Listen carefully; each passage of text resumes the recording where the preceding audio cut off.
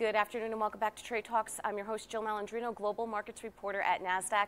Joining me at MarketSite is Brad Lamensdorf. He's the founder and president of Active Alts, and we're going to discuss one of my favorite ETFs, the Squeeze, SQZZ. Thank you very much for joining us today. Thanks for having me. Tell us about the SQZZ and what the fund objective is.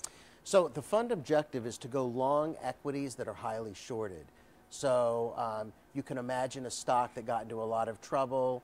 They've got a really bad karma around them. The analysts hate the stock because it's down so much.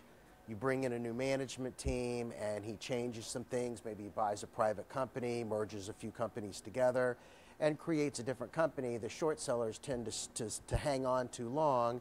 And when companies kind of start restructuring and getting themselves back together, of course, they get squeezed, and that's what we're looking to do. So when the good news hits the tape, when it's heavily shorted and so many people are short it, it's just going to move as everyone covers. So that's right. You can't get out of that steamroller. So it's just a huge freight train, and especially when you get up, like for instance, there's a couple of offshore drilling companies that were long. And the energy stocks have just been on a tear in the last week or two. Many of these companies are 20% short the entire float of the stock. So obviously unlimited loss comes into, your thinking when oil's starting to hit $70 again. So you're frantically trying to buy back your shares to close your position out. So let's talk about that. 2017 and the markets look very different than it does in 2018, and that we have more volatility, more choppiness back in the markets. How has SQZZ performed in 2018 with the volatility back in the markets? Yeah, we've been gaining relative alpha, so it's nice that stock selection is starting to really start winning out versus trying to compete with the indexes that were dominated by some of these tech stocks. But like I said, we found a lot. We're gaining some alpha. We're up a few percent on the year. And so, we see a lot of value in cherry picking. All right, so let's talk about this. So this fund is an actively managed fund, right? And so let's get your thoughts on the active versus passive debate, because that's really kind of the hottest topic in ETFs right now.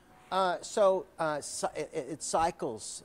Since I've been trading stocks as a teen, there's always been periods in time where the indexes are impossible to outperform. The money's coming into them too quickly. Even in 1987, if you may not remember that year, but I remember it vividly, and the active managers were having a terrible time keeping up with the indexes that year. We just kept going up and up and up. So it's like what 2017 was like. It was tough on the active side. Because if you didn't own every stock that the indexes owned, of course, you get penalized. So when you have an outperformance by active managers, their stock selection is starting to pay off versus what the indexes are doing.